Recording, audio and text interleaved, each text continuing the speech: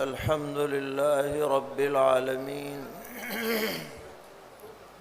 أشهد أن لا إله إلا الله وحده لا شريك له، وأشهد أن سيدنا ومولانا محمدًا عبده ورسوله، صلى الله تبارك وتعالى عليه وعلى آله وأصحابه وذرياته أجمعين. أما بعد، فقد قال رسول الله صلى الله تعالى عليه وسلم: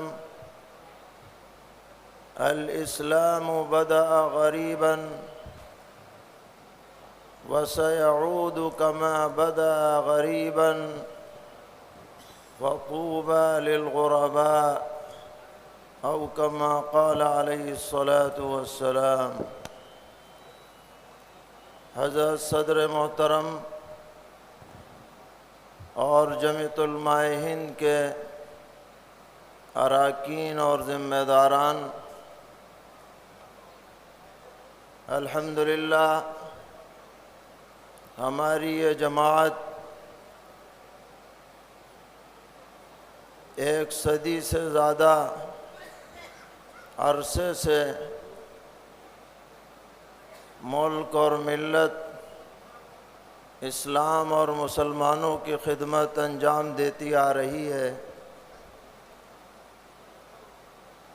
اور یہ دراصل ایک رضاکار جماعت ہے.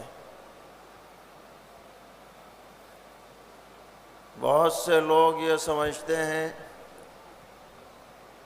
کہ دین کا کام چند خاص کاموں تک محدود ہے. نماز پڑھو، روزہ رکھو، تلاوت کرو، ذکر کرو، یا مدرسے میں پڑھنے پڑھانے کا کام کرو، یا خانقاہوں میں بیٹھ کر تزکیے اور سلوک کا کام کرو. تو لوگ سمجھتے ہیں کہ ہاں بھئی یہ دین کا کام ہے. لیکن آپ ذمہ دار حضرات ہیں اور یہ بات اچھی طرح جانتے ہیں کہ ہمارا دین چند شعبوں تک محدود نہیں ہے. حضرت والد صاحب رحمۃ اللہ علیہ اس بات کو بہت زور دے کر بیان فرمایا کرتے تھے کہ جس طرح ایک طالب علم کو، ایک معلم کو، ایک شیخ کو، یا کسی بھی عبادت گزار کو اپنی عبادات میں ثواب ملتا ہے، اسی طرح اگر کوئی معاشرے کی اصلاح کے لیے، سماجی سدھار کے لیے، یا سیاسی سربلندی کے لیے، یا مسلمانوں کی معاشی ترقی کے لیے کام کرتا ہے، وہ بھی اسی طرح اجر و ثواب کا مستحق ہے، کیونکہ ہمارا دین سب چیزوں کو شامل ہے. اللہ تبارک و تعالی نے قرآن پاک میں سرور عالم صلی اللہ تعالی علیہ وسلم کو حکم دیا ہے، اور وہ حکم آپ کو ہے، لیکن مخاطب ہم ہیں. کہ ہمارا یہ نظریہ ہونا چاہیے، یہ مزاج ہونا چاہیے کہ قل ان صلاتی ونسکی ومحیای ومماتی للہ رب العالمین لا شریک لہ وبذالک امرت وانا اول المسلمین. اس آیت میں تمام مسلمانوں کے لیے زندگی گزارنے کا ایک منشور دے دیا گیا ہے. ہماری نماز، ہماری عبادات، اور پھر ہماری زندگی اور ہماری موت، اس میں سب چیزیں آ گئیں. عبادات بھی ہیں، معاملات بھی ہیں، معاشرت بھی ہیں، اخلاق بھی ہیں، یہ سب اللہ کے لیے ہونے چاہیے جو رب العالمین ہے، جس کا کوئی شریک اور ساجی نہیں۔ اور فرمایا کہ آپ کہیے کہ مجھے اسی کا حکم دیا گیا ہے، اور جب آپ کو حکم دیا گیا تو آپ کی امت کو بھی یہی حکم ہے، وَأَنَا أَوَّلُ الْمُسْلِمِينَ، اور میں سب سے بڑا اللہ کا تابعدار ہوں، عبادت گزار بھی ہوں، معاشرت میں بھی دین کی پابندی کرنے والا ہوں، معاملات میں بھی ان کا لحاظ کرنے والا ہوں۔ یہ ہمارے لیے ایک منشور ہے، ایک رہنما ہدایت ہے۔ تو جمعیت علماء کے کام جو مختلف شعبوں میں پھیلے ہوئے ہیں، یہ کوئی دنیا داری نہیں ہے۔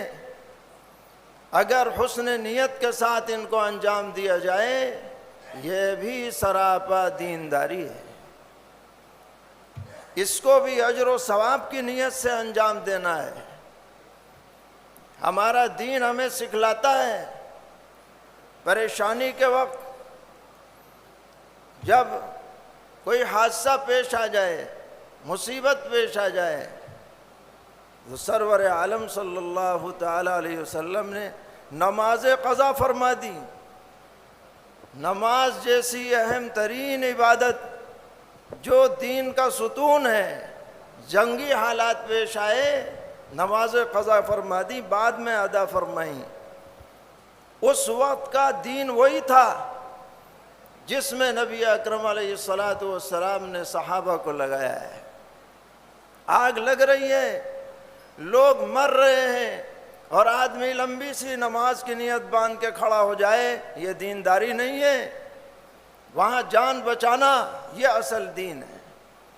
ایسے ہی اور بہت سے مواقع ہیں، وقت پر جو چیز جتنی ضروری ہو اس کو بہتر سے بہتر انداز میں پیش کرنا اور اس میں اپنی ذمہ داری ادا کرنا، یہی ہمارا دین ہمیں سکھلاتا ہے۔ جمعیت علماء کے کام پہلے بھی ہوتے رہے، ماشاءاللہ علاقوں میں مقامی اعتبار سے، ضلعی اعتبار سے، تحصیل کی سطح پر، صوبائی سطح پر، لیکن اللہ تعالیٰ بہت جزائے خیر عطا فرمائے ہمارے صدر محترم حضرت مولانا سید محمود اسد مدنی صاحب زیدہ مجدہم کو، کہ انہوں نے نئے زمانے کے تقاضوں کے مطابق ان کو منظم کرنے کا کام کیا ہے۔ کیونکہ اگر کام کو زمانے کے مطابق نہ ڈھالا جائے تو ہم پیچھے رہ جائیں گے۔ تربیت کا بھی کام ہے، رپورٹیں لینے کا کام ہے، ان سب کو کاغذ پر مرتب کرنے کا کام ہے۔ یہ سب چیزیں کل سے آپ دیکھ رہے ہیں، سن رہے ہیں، آپ کے سامنے آ رہی ہیں۔ ایک جماعت ایک منظم انداز میں کھڑی ہو رہی ہے، کھڑی پہلے بھی تھی، ہمیں اس سے انکار نہیں ہے، لیکن اس کے اندر جو ایک منظم نظام قائم کیا گیا ہے، یہ بہت خیر کا سبب ہے۔ یہ ہمارے لیے سستی دور کرنے کا بھی ذریعہ بنے گا۔ جب ہم طے کریں گے کہ ہر مہینے بیٹھنا ہے، ہر ہفتے بیٹھنا ہے، تو پچھلی کارگزاری سامنے آئے گی، اگلے کے عزائم سامنے آئیں گے، اس سے ایک ماحول بنے گا کام کرنے کا۔ اور خاص طور پر ہماری یہ ذمہ داری، جیسا کہ کل بھی ہم نے عرض کیا، کہ ہمیں اپنے معاشرے کو دیندار بنانے کی سب سے زیادہ فکر کرنی ہے۔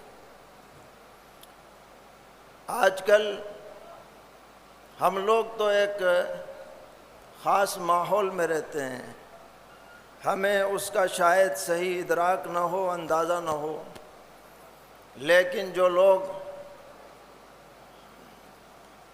کالج اور اسکول میں پڑھنے والے بچوں اور بچیوں سے ملتے ہیں، یا عوام جو ہمارا مسلم عوام ہے، ان سے ان کا رابطہ ہے،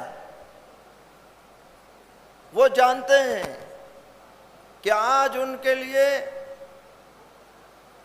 دین ایک عجیب چیز بن چکا ہے، نامانوس بن چکا ہے۔ ایسے چھوٹے چھوٹے مسائل جن کو ہر مسلمان کو جاننا چاہیے، عام آدمی نہیں جانتا۔ پاکی ناپاکی کے مسائل معلوم نہیں ہیں۔ کوئی مسئلہ اگر بتلا دیا جائے ایسے ماحول میں تو آنکھیں کھول کے دیکھتے ہیں کہ اچھا ہمیں تو پتہ ہی نہیں تھا۔ نام ان کا مسلمانوں جیسا ضرور ہے، خاندان مسلمانوں جیسا ہے، لیکن تربیت اسلامی ماحول میں نہیں ہو رہی۔ گھر کا ماحول دین سے انتہائی دور ہے۔ یہ تو اگر جماعت کی محنتیں نہ ہوتی، جو کچھ نظر آ رہا ہے شاید یہ بھی نظر نہ آتا۔ تو دین آج غریب بن چکا ہے۔ سرور عالم صلی اللہ تعالی علیہ وسلم نے فرمایا تھا، جب اسلام اور دین دنیا میں آیا لوگوں نے آنکھیں کھول کے دیکھا یہ کیا چیز آ گئی، ہماری تمام روایتوں کے خلاف آ گئی، رسومات کے خلاف آ گئی، جہالتوں کے خلاف آ گئی، برداشت کرنے کو تیار نہیں تھے۔ دین کا ایسا معاملہ تھا شروع میں۔ فرمایا ایک زمانہ آئے گا پھر دین ایسا ہی بن جائے گا کہ لوگ دین کو سمجھیں گے اچھا ایسا بھی ہے، نامانوس ہو جائیں گے۔ تو اس وقت آپ نے خوشخبری سنائی، فطوبى للغرباء۔ اس موقع پر جب دین کو غریب سمجھا جا رہا ہو، نامانوس سمجھا جا رہا ہو، دین سے دوری عام ہو گئی ہو، جو دین پر قائم رہ کر کے اپنے کو غریب کہلوائیں گے، دنیا خوش رہے ناراض رہے ہمیں دین پر چلنا ہے، حضور فرما رہے ان کے لیے جنت کی بشارت ہے، اللہ کی خوشنودی کی بشارت ہے۔ اس غربا کی تشریح میں علماء نے کئی باتیں فرمائیں کہ اس سے خاص طور پر وہ لوگ مراد ہیں جو دین کے بگاڑ کو دور کرنے کی کوشش کریں گے، اصلاح معاشرہ کا کام کریں گے، اصلاح عقیدہ کا کام کریں گے، مسلمانوں کو دین پر جمانے کا کام کریں گے، ان کو غربا کہا گیا ہے اور ان کے لیے بشارت ہے، فطوبى للغرباء۔ آج ہمارا پیغام یہ ہے، جمعیت کا پیغام یہ ہے کہ ہم سب اس الغرباء میں شامل ہو جائیں، تو حضور کی بشارت کے ہم انشاءاللہ مستحق بن جائیں گے۔ ہم ان الغرباء میں شامل ہو جائیں اور وہ کام کریں جو غرباء کے لیے متعین ہے، یہی جمعیت علماء کا کام ہے۔ یہ سارے شعبے زندہ رہنے چاہیے، چلتے رہنے چاہیے، اور ساتھ میں ہمیں اپنے نوجوانوں کی، نوجوان فضلاء کی، اپنے طلباء کی ذہن سازی کرنی چاہیے، ان کا ذہن روشن رہے، اشتعال سے پاک رہے۔ ہمیں اندازہ ہوتا ہے درس کے دوران طلباء پرچیاں دیتے ہیں، اس سے ان کے مزاج کا پتہ چلتا ہے۔ وہ مزاج جو سوشل میڈیا کے ذریعے بنایا جاتا ہے، وہ مزاج ان تک پہنچ رہا ہے، انہیں سمجھانا پڑتا ہے۔ آج لوگ یہ سمجھتے ہیں کہ قیادت کا کام یہ ہے کہ ذرا گرم گرم تقریریں کر دو، نعرہ تکبیر لگ جائے، واہ واہ ہو جائے۔ یہ قیادت نہیں ہے، قیادت یہ ہے جو جمعیت علماء کر رہی ہے، یہ بنیادی کام جو کیے جا رہے ہیں، نعرے ہوں یا نہ ہوں لیکن یہ کام باقی اور زندہ رہنے چاہیے۔ انہی کے اوپر ملت کی عزت کا مدار ہے، ان کے ہم ساتھی بنیں، معاون بنیں، اور جیسا بھی جس سے ہو سکے اپنے دائرہ اثر میں رہ کر کے ان کاموں کا ساتھ دے، تو انشاءاللہ دنیا اور دین کی عزت اور وقار ہمیں نصیب ہوگا۔ اللہ تعالی ہم سب کو توفیق عطا فرمائیں، کمزوری کے باوجود ہمیں اپنے دین کے مخلص خدام میں شامل فرمائیں، اسی پر زندگی اسی پر موت نصیب فرمائیں۔ اور اپنے بزرگوں کے ساتھ ہمارا حشر فرمائیں۔ وصلی اللہ تعالی علی خیر خلقہ محمد وعلی آلہ وصحبہ اجمعین برحمتک یا ارحم الراحمین۔